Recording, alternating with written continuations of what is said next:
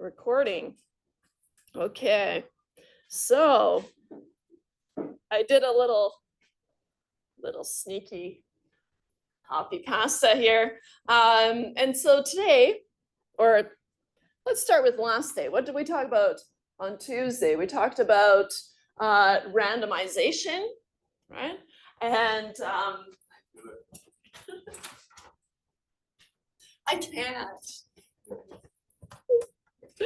So we talked about randomization tests, which was a way of introducing hypothesis testing, right? And so from here, we kind of introduced this idea of hypothesis testing, not in the traditional sense, but just kind of using the sample that we collected against itself and saying, hey, for example, if we have vaccine information, so does this vaccine make it less likely that a person will get malaria? If we have information on whether someone got a vaccine and whether they got malaria or not, right? What could we do? We could write malaria, not malaria, malaria, not malaria on some cards, right? And then shuffle them and reassign them and say, hey, if it doesn't matter if you got the vaccine or not, then we can just reassign you to just randomly if you got a vaccine or not, right? And then we can look at, okay, how would that distribution behave many times over, right? And then we're able to find what proportion of samples, right, were more extreme than the one that we saw in our actual sample, right? And so what we saw was, okay, if we're off in the tail of the distribution, right, then a very small proportion of samples that we generated randomly, right, behaved the same way as our sample did, right? And those samples that we generated randomly, they're just happening by random chance alone, right? So there's always a chance that we could get kind of an extreme sample through random chance alone, right? But usually what we do is we say, okay, if that probability is very small, right, then our gut reaction is to say, okay, well, then it probably wasn't just due to chance alone, right? It was likely due to some other factor, such as whether they got the vaccine or not, right? And so the randomization test, we're going to use it mostly for hypothesis testing, okay? And so the other component of inference, okay, is confidence intervals, which I happen to know you've already worked with, okay? We're going to introduce them here, just kind of what's the difference between a hypothesis test and a confidence interval, kind of new age version of hypothesis testing is just to use a confidence interval. And so later on, I'll kind of sneak that in here, but for now, right, in hypothesis testing, we had some idea, right? So some hypothesis that we're testing. So does this vaccine make it less likely a person will get malaria? Does drinking caffeine affect how quickly a person can tap their finger? If we jump down, okay, how much less likely am I to get malaria if I get the vaccine? That's a different problem, right? So does this vaccine make it less likely that a person will get malaria? We can answer yes or no, right? Or with some confidence, right? Or with some probability, I should say. Okay. But then the question of how much less likely, right? That's where the confidence interval comes in, because now we're building a range of plausible values for the parameter. Okay. And so here, this, how much less likely, this is where we get into a confidence interval. I abbreviate confidence intervals, CI, of course. Confidential informant.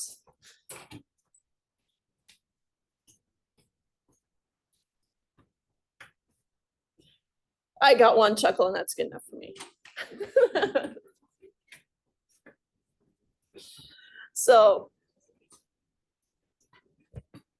how much faster or slower can a person tap their finger on average if they drink caffeine first, right? And so that's different than the question, does drinking caffeine affect how quickly a person can tap their finger, right? That's kind of a, yep, but we don't know how much faster, right?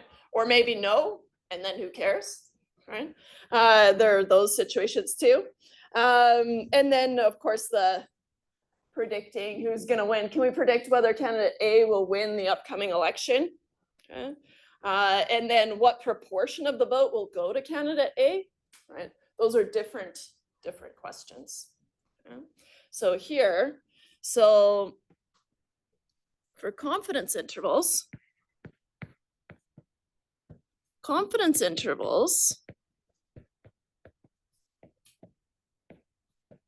allow us to find a range of plausible values for the parameter.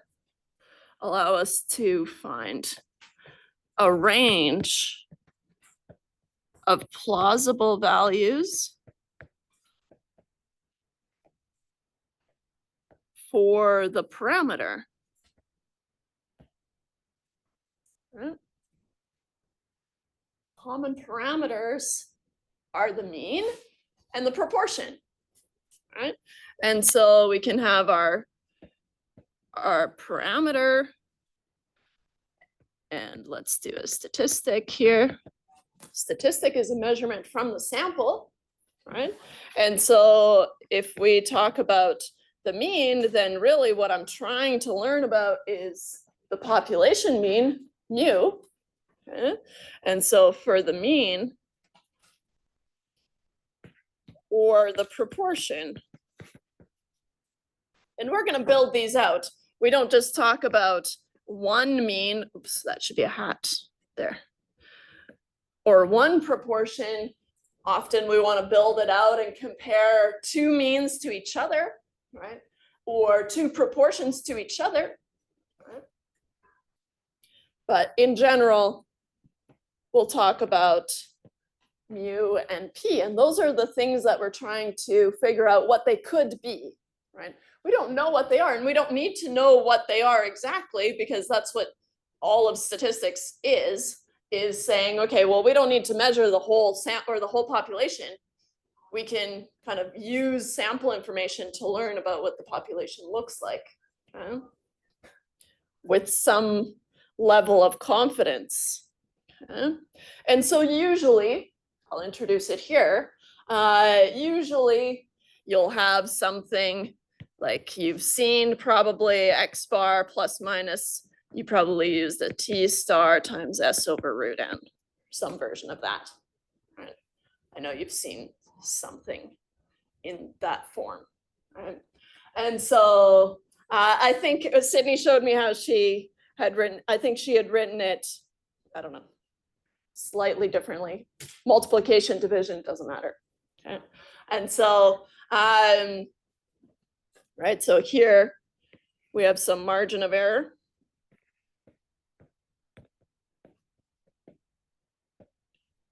We're not going to get here until next week, since I decided to make it light and breezy today. Okay. But, well, I didn't decide, it was by request. But I'd already had the thought, so that counts. And so we won't see this mathematical representation of a confidence interval until Tuesday, but that's okay. You can hold off until then. Okay, but we will start to establish these kind of mathematical representations. And so this is called this is what we call a mathematical representation. And that's going to be in the next chapter, 13. maybe not the T, but Z.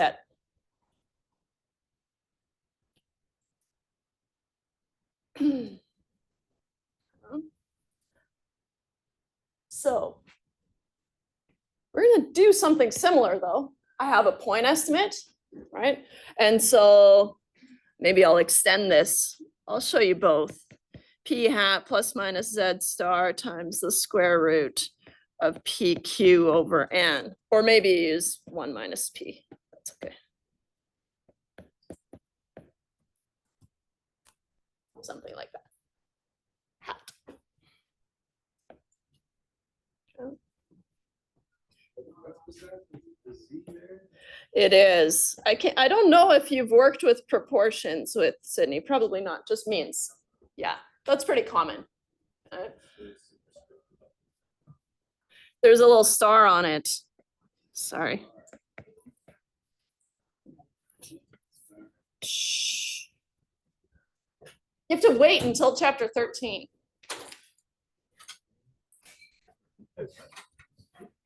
I know, stay tuned.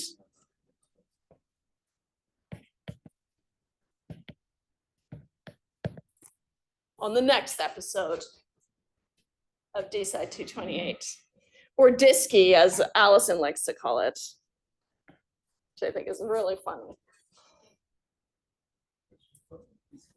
DSCI instead of DSCI. I think it's really funny. All right, so we will have kind of math formulas that we'll use to build these confidence intervals. But for today, we'll just kind of take a new age approach where we have computers available to us and we can generate things 10,000 times over relatively easily. And so bootstrapping, what's bootstrapping? Fun to say.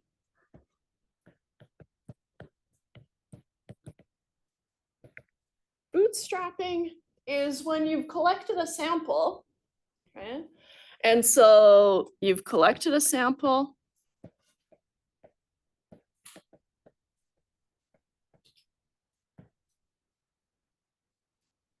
And now, one of the main things that you're assuming is you assume that this sample is representative of the population, which is something that we're always assuming anyways. So that's no big deal. But we kind of really use that against itself. Okay? And so you've collected a sample, and we assume this sample is representative of the population. I guess it came from, obviously, but fine. It came from. Yeah. That's one of the main components, is you're assuming that this sample is just a mini version of the population. And so one of the main benefits of bootstrapping is if you've collected a sample that was really, really expensive to collect, okay, then you can reuse that sample and pretend that it's the population. Okay? How would you do that? Mina uses marbles in a bag. Okay? And so, for example, that malaria vaccine, right? What could we do? We could say, we could use white balls if you didn't get malaria and red balls if you got malaria, right? Throw them all in a bag, shake them up. You got 30 of these observations. Maybe it's hard to get, right? Or something more expensive to measure, right? Shake them all up. And then you draw out a red ball, you record it, you put it back in the bag, okay? And then you draw out another ball. It's another red ball, right? You record it, and you draw, and then you put it back in the bag. That's the key component, is you put it back in the bag. Okay, so there's a possibility that you're redrawing that same ball every time, right? Unlikely, right? And that's what we're using, but it is possible. Okay, So that bag that you're drawing from is always staying the same, okay? Which means that once you've generated a sample of the same size that you originally had, okay, it's going to look slightly different than your original sample, right? And so what you do is you generate samples of the same size that you originally had 10,000 times over. So you do that.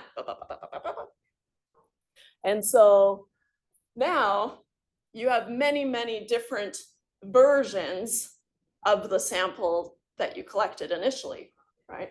And you're assuming that this is kind of a reasonable representation of if I did this 10,000 times from the whole population, right? We're hinging everything on this sample is representative of the population, right? Which really emphasizes how important it is that you do your sampling properly, right? You sample randomly, because then if you have a sample that you can assume is representative of the population, then you can do crazy stuff like this. And so,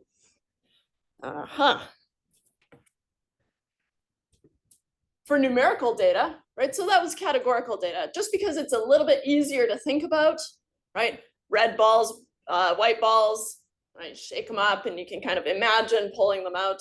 What if you had numerical data, right? Measurements from a lake, let's say. You could do the same thing, right? I'm imagining bingo balls or something, right? And so you can write out the numbers on the balls, right? Throw them all in a bag and then do the same thing, right? You're not going to have these unique values, right? But then it'll be easier to tell if you have redrawn something more than once, right? Because you'll have these unique values, but it'll still work the same way, right? And you'll be able to find the average of those values, right? And so your sample kind of becomes the population, right?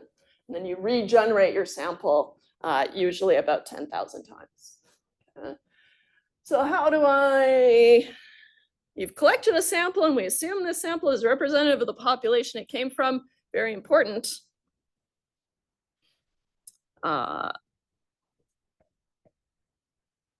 Sample with replacement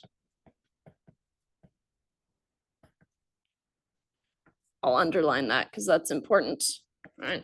You have to put them back in because random sampling is defined as where every observation has the same probability of being selected, right? Or every individual has the same probability of being selected. So if you're pulling these balls out, then you're changing the probability. So you have to put it back in. Sample with replacement. The same sample size from your sample?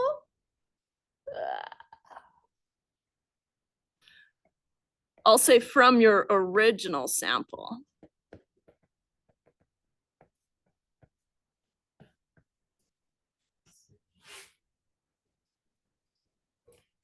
But with replacement, the same sample size from your original sample.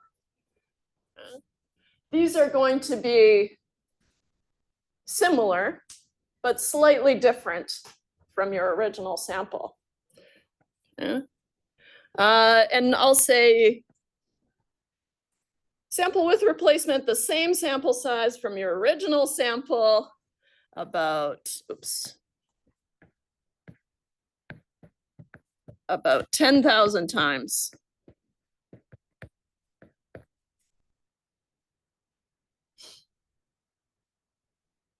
Now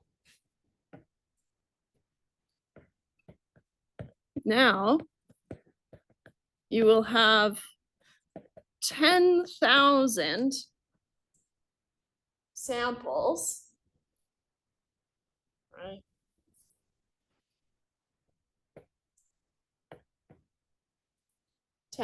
Samples similar to your original sample, right? But not exactly the same.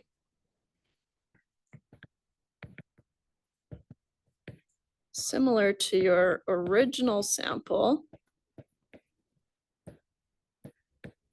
Oops. But not exactly the same. Some of them will be the same if you're doing 10,000, right? But that's okay, but not exactly the same. For each of those samples, you can calculate the statistic that you're interested in. Okay. For each sample, maybe I should call it bootstrapped sample. For each bootstrapped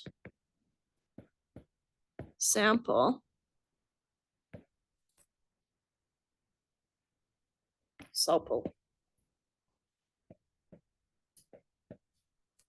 so for each bootstrapped sample, okay, we can calculate the statistic that we're interested in.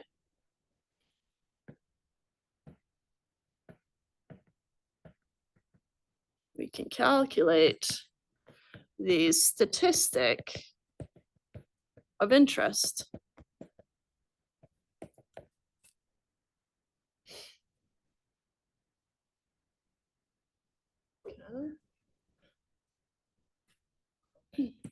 We're going to get something.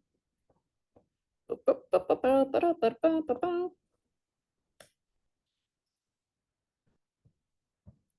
is it? It looks like this. Are you ready for it? Dun, dun, dun.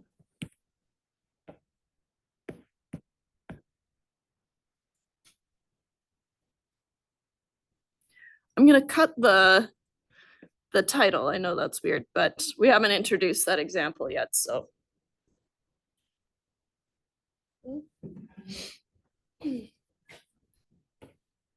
So now what we can do is, right, we can have 10,000 bootstrapped proportions, for example, if it's the proportion that we're trying to figure out. So going back to the original questions, how much less likely am I to get malaria if I get the vaccine? That's going to be a proportion, right? It's a yes or no result. You either get malaria or you don't.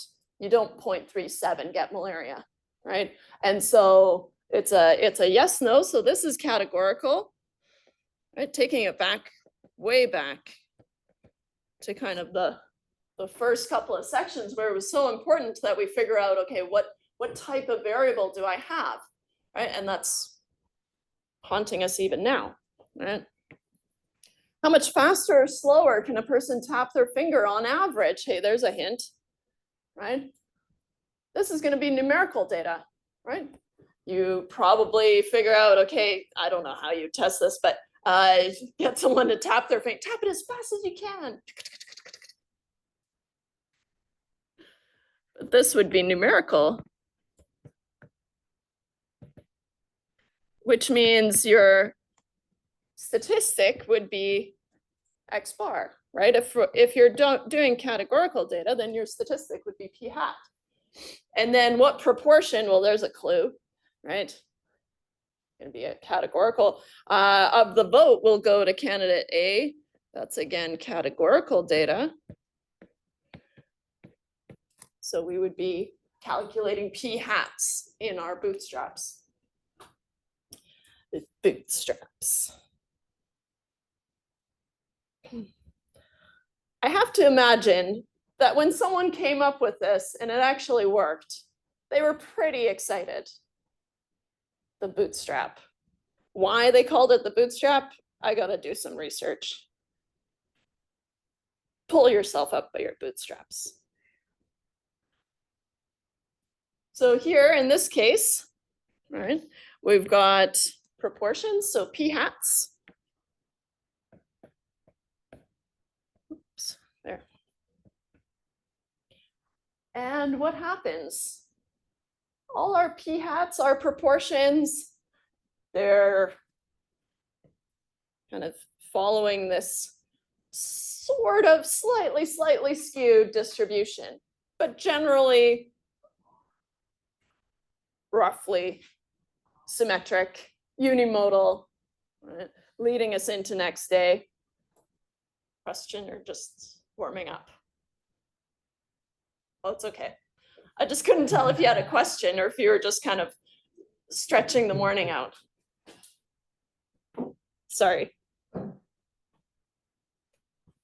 You're allowed to stretch. If you have a question, just make it really obvious. Yeah, maybe. Almost. What? You have a question for me?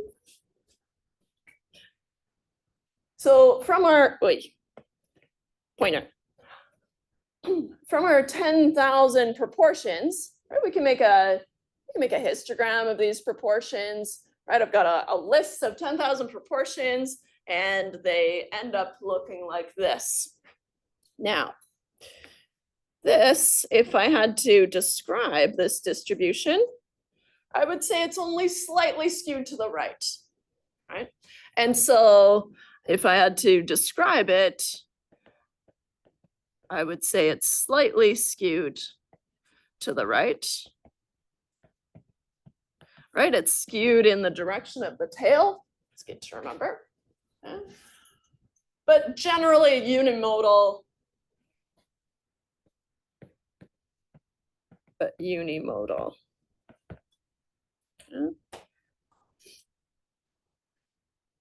One peak. Okay. In fact, it's going to be centered on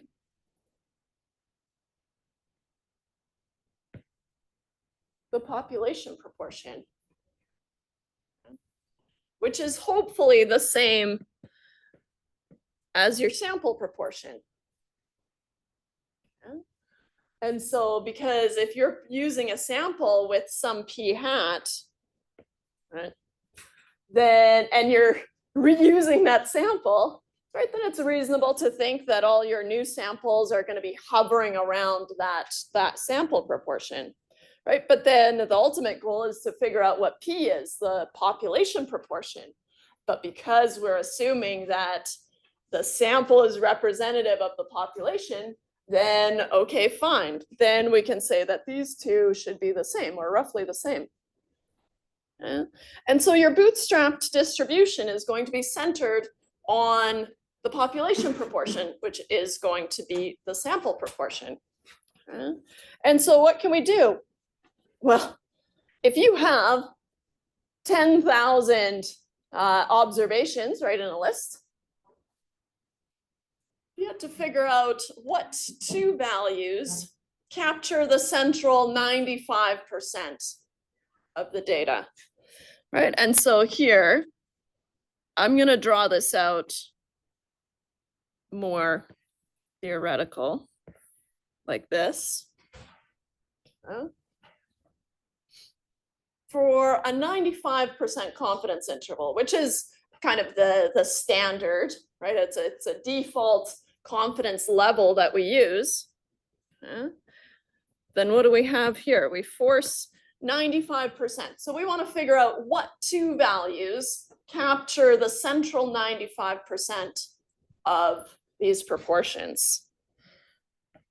And so here,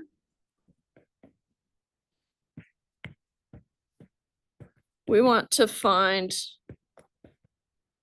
the two values or proportions, let's say generically values, but in this case, we'll do p hat lower and p hat upper.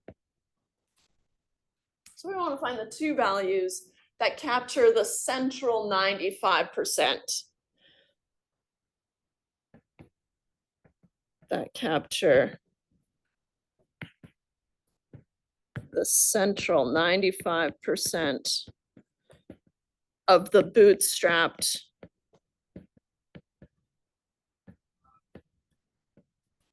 proportions.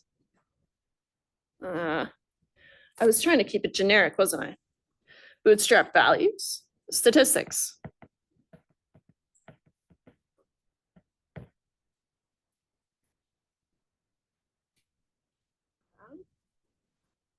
Because then, what can we say, right? If we're able to find those two values, then we're 95% confident that the population proportion is captured in this interval. Okay? The key part about the population proportion is it's fixed. It doesn't change. It exists. We just don't have the means or the time or the resources or whatever to actually go out and collect the entire population, right? But it exists and it's fixed. Okay.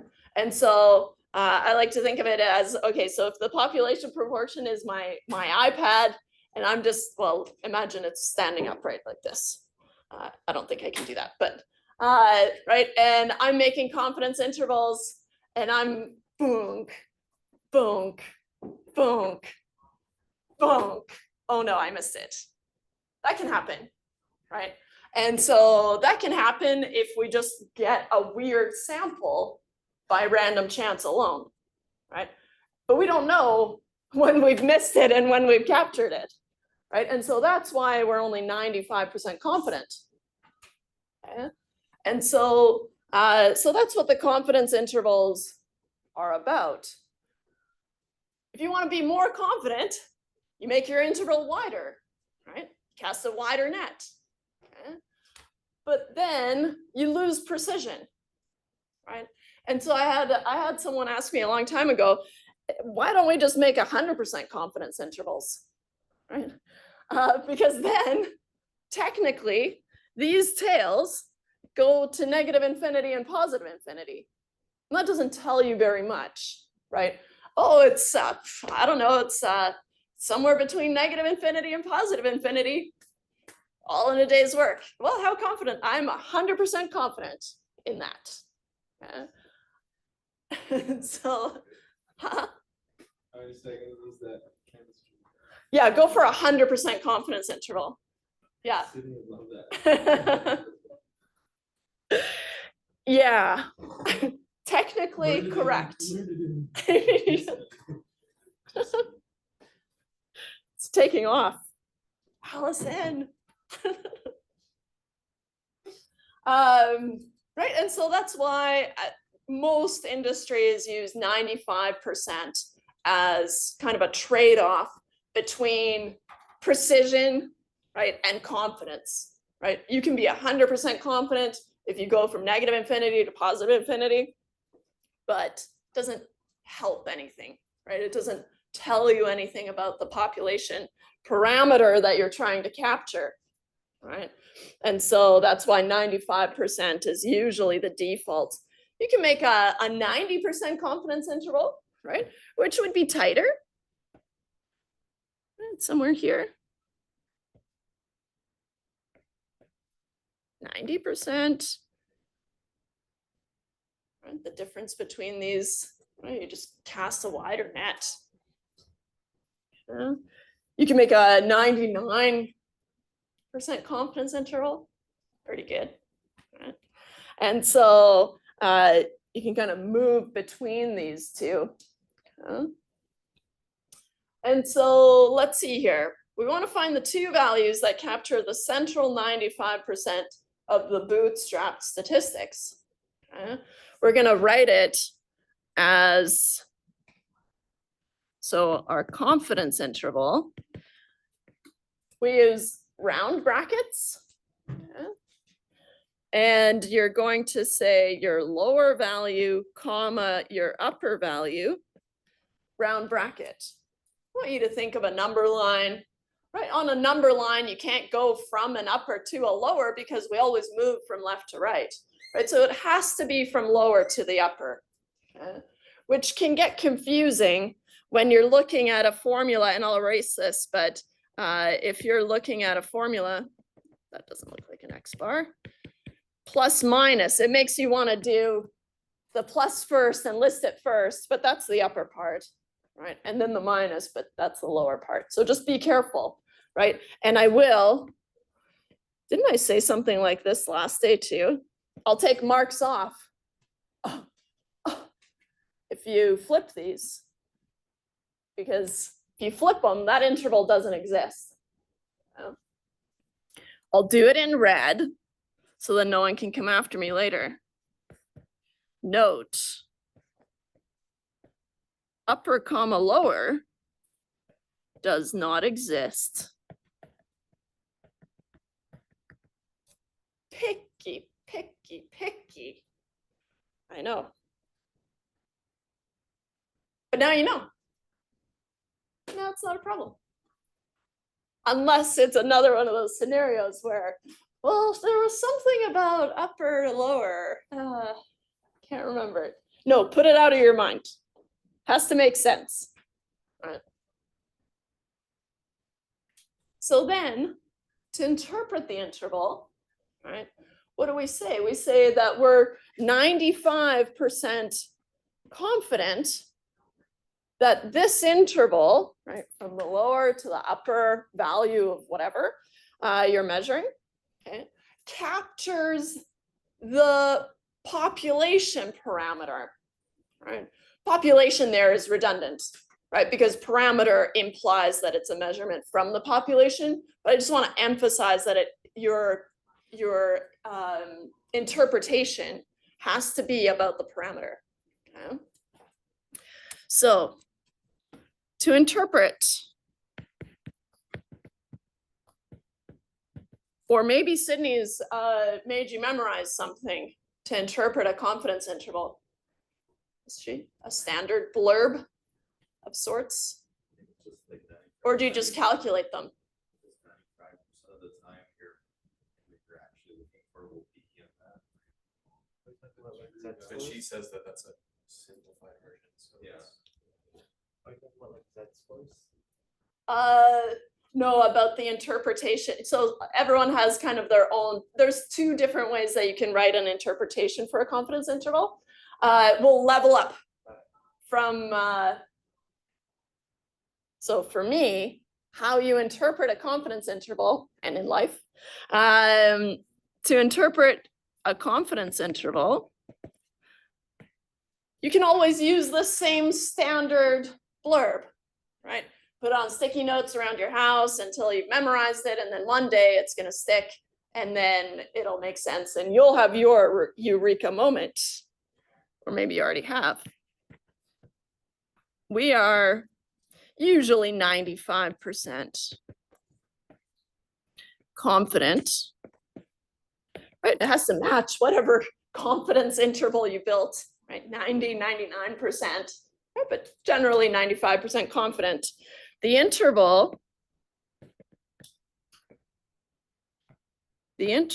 from the lower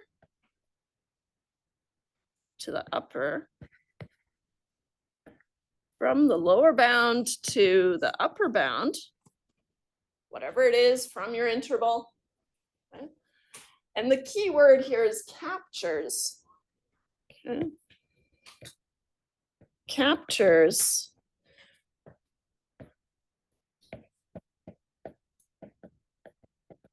the population parameter,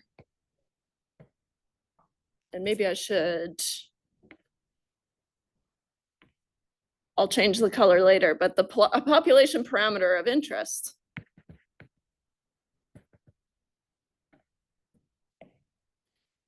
Now that's going to change depending on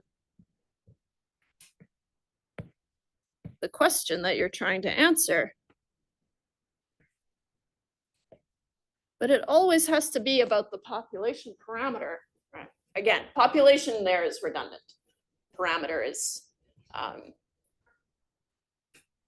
only for populations. P's and P's. Yeah. Could I interpret a confidence interval based on the actual question? And so we are 95% confident that between this percentage and this percentage, whatever. Yeah, so exactly. So here, what you're going to do is you're going to rephrase the question as an answer. Okay, and so we'll see here. So for this part, you rephrase the question as an answer. So for example, the question would read something like this: construct a 95% confidence interval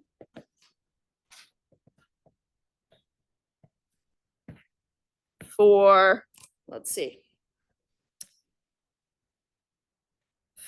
for the proportion of people who get malaria if they got the vaccine. For the proportion of people who get malaria or got malaria, who got malaria after getting the vaccine.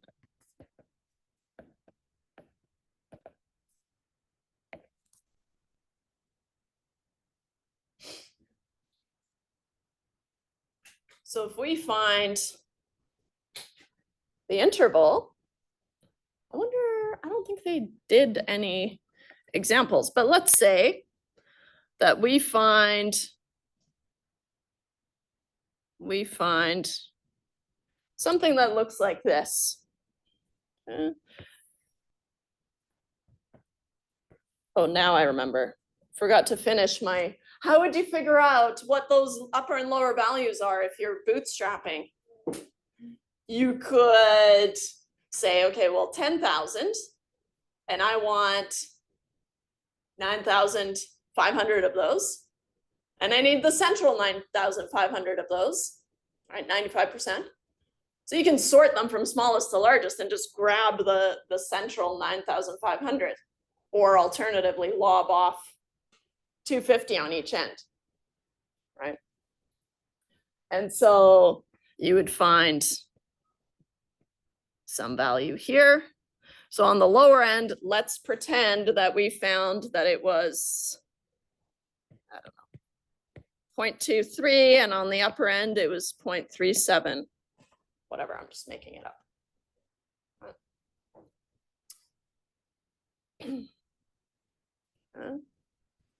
And I'll post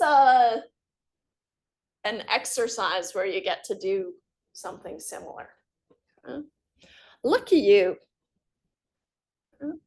So now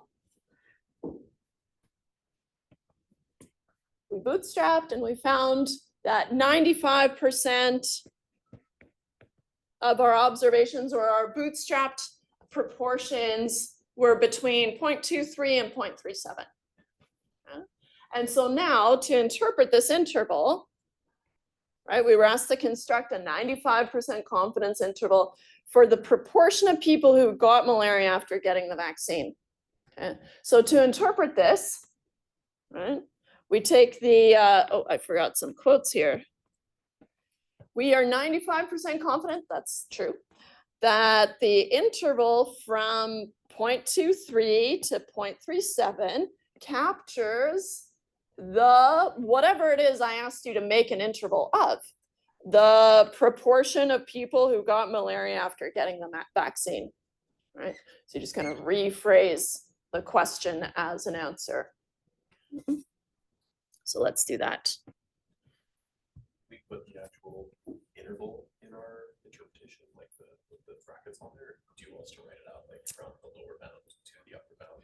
I'm okay with either. I think if you're communicating with someone who doesn't like numbers, I would kind of advise against it. But for me, I'm okay with either. Yeah. There's a lot of people out there who don't like numbers, and they don't like reading either. So we're kind of stuck. But they're the ones we work for. So, okay. So I know what you're thinking. Well, how do I become one of those guys? I don't have to deal with numbers and they don't have to do any reading. I know, right? That's the ticket. We're 95% confident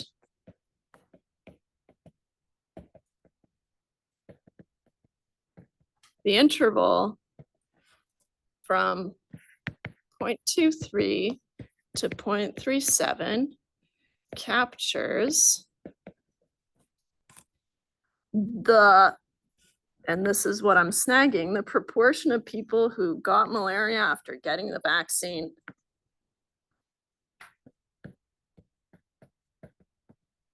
Proportion of people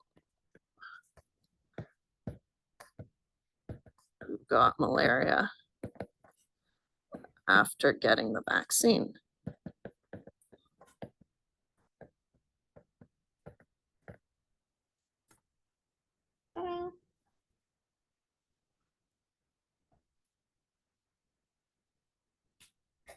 The key word is this capturing, right? We're only 95% confident that if we're kind of snagging stuff blind, right, we're going to be moving around the population proportion, but, oh, sorry. Oh, there's no one there. It's just out of here. We're only 95% confident that we're capturing the population proportion, but we don't know if we are or not, right? Hence the 95. Okay. Good. How are we doing? Oh, is that the time? Time flies when you're having fun. Okay.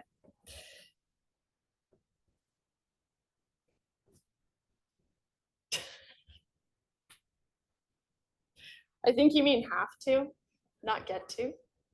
It's not the whole day then.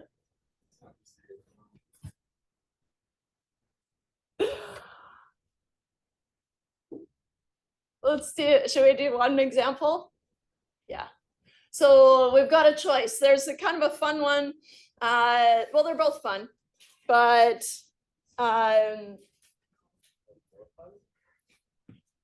well, one is kind of a, let's do this one. And so I like this one. I'm going to snag all this. Get you out of here. Here's a game you can try with your friends or family. I know you've already tried it since you were reading over reading break, right? I did try it, and I did guess the tune. So, okay. Pick a simple, well-known song. Do you guys want to do it? Tap a song, or is it too early? I think we should try it. We should try it. So pick a simple, well-known song, tap that tune on your desk, and see if the other person can guess the song. Okay. So there's a tapper and a listener. Okay. And what's kind of fun is a Stanford University graduate student named Elizabeth Newton conducted an experiment using the tapper listener game. In her study, she recruited 120 tappers and 120 listeners into the study. About 50% of the tappers expected that the listener would be able to guess the song, right? And so I don't know, pick if you want to be a tapper or a listener, or maybe we can switch off. But do you think that the other person would be able to guess your song? Yeah. Yeah, right? But also, so it has to be kind of a simple, well-known song was the criteria, right? And so roughly 50% of the tappers expected that the listener would get it, right? So we're seeing if 50% is a reasonable expectation. Now, what happened was only 3 out of 120 were able to guess the song. And so because I've done it, it's actually really difficult, right? And so I guess pair up, or you can do it in groups or whatever. But just try it. I'm gonna pause the recording. Or no, I'll tap into the recording.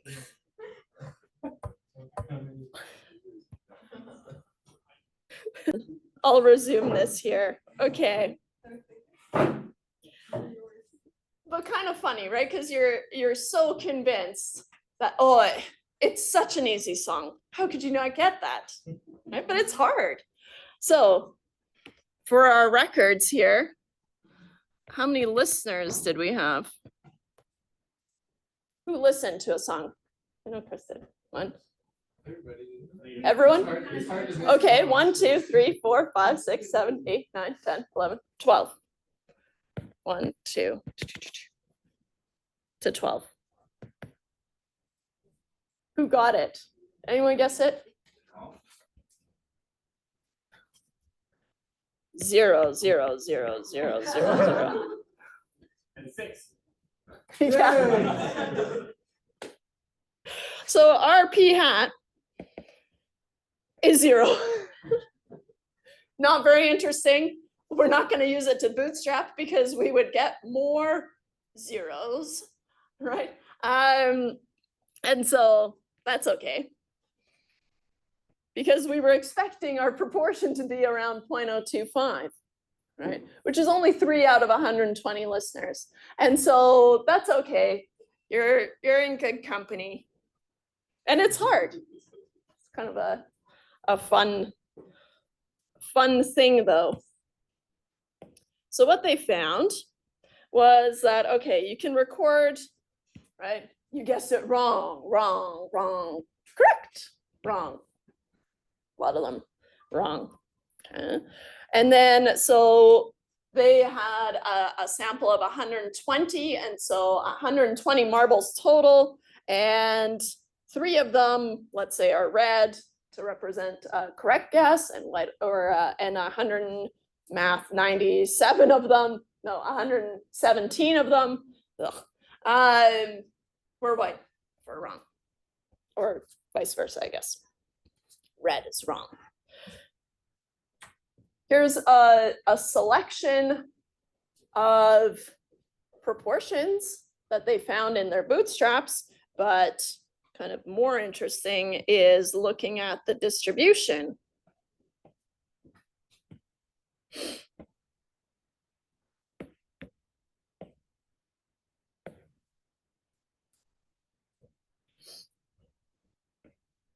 Oh, and I should grab the blurb where we get it from.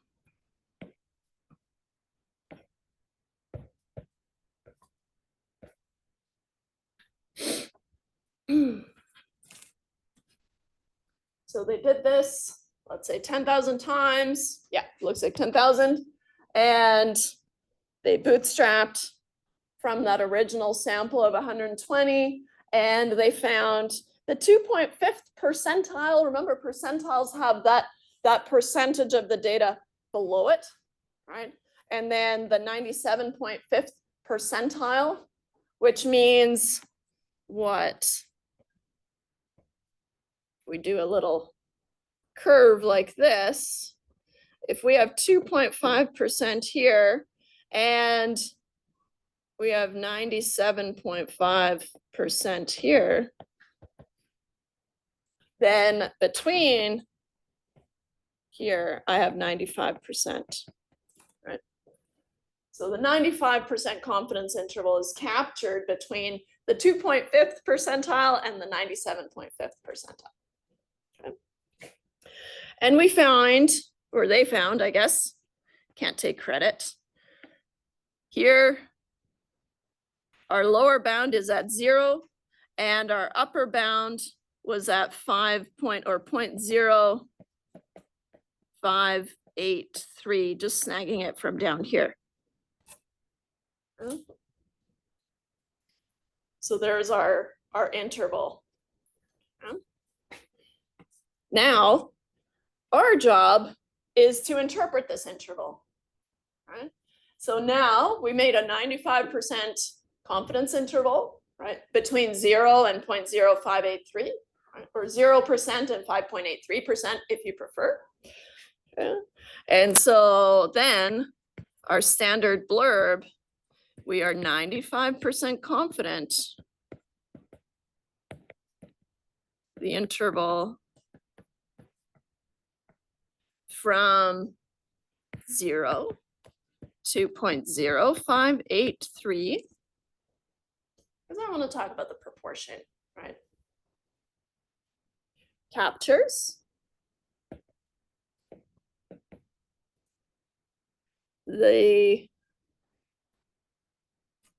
sometimes they'll say true instead of population, right? The true proportion of listeners, okay? And that kind of implies the population.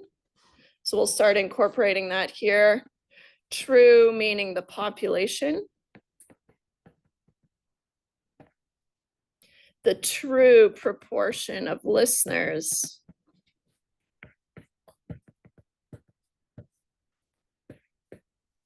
who can correctly guess the tune.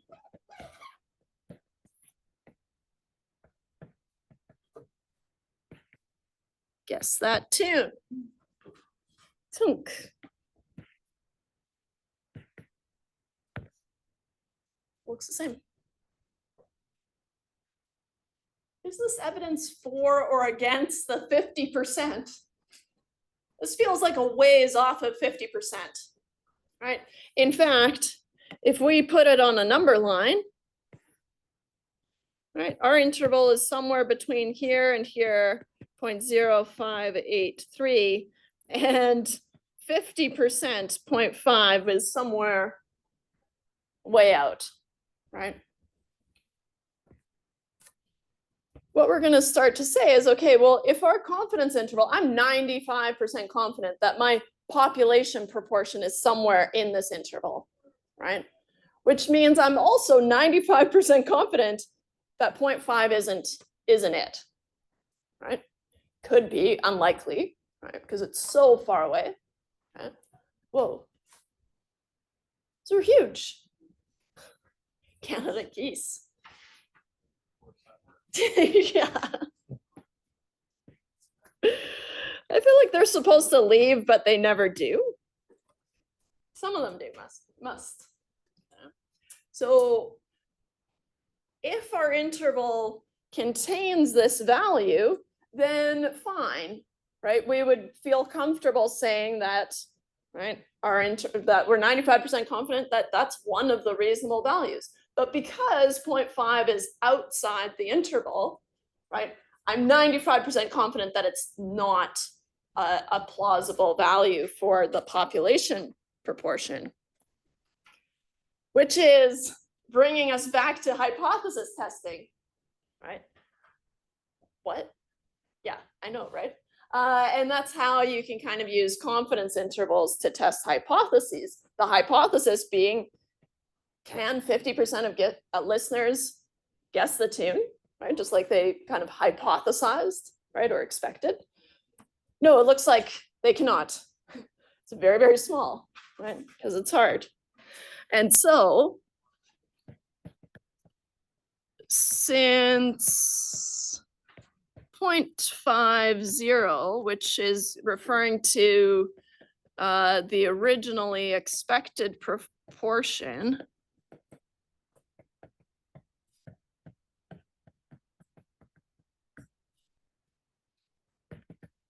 is outside our confidence interval,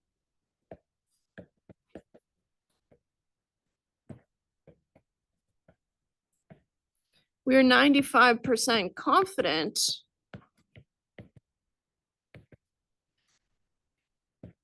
.50 is not a plausible value, not a plausible population proportion.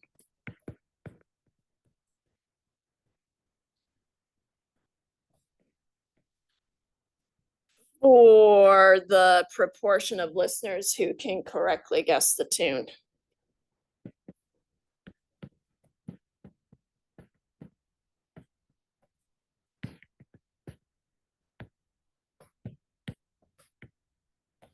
Who can correctly guess the tune.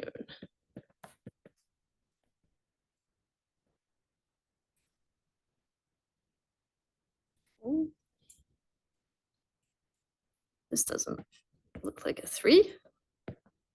There.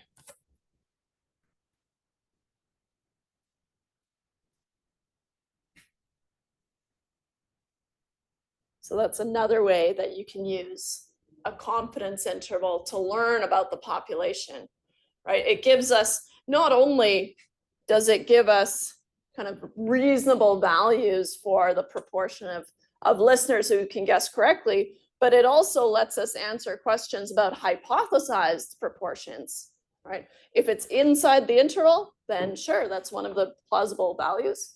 If it's outside the interval, that's evidence against that hypothesized value. And unless there are objections, that's where I release you. Because objection. Absolutely not. No. I hear it's a test day. All right. So I'll be here if you have any questions, but I'll post an assignment. And I posted just a tiny assignment from last day. They're both tiny this week. So enjoy.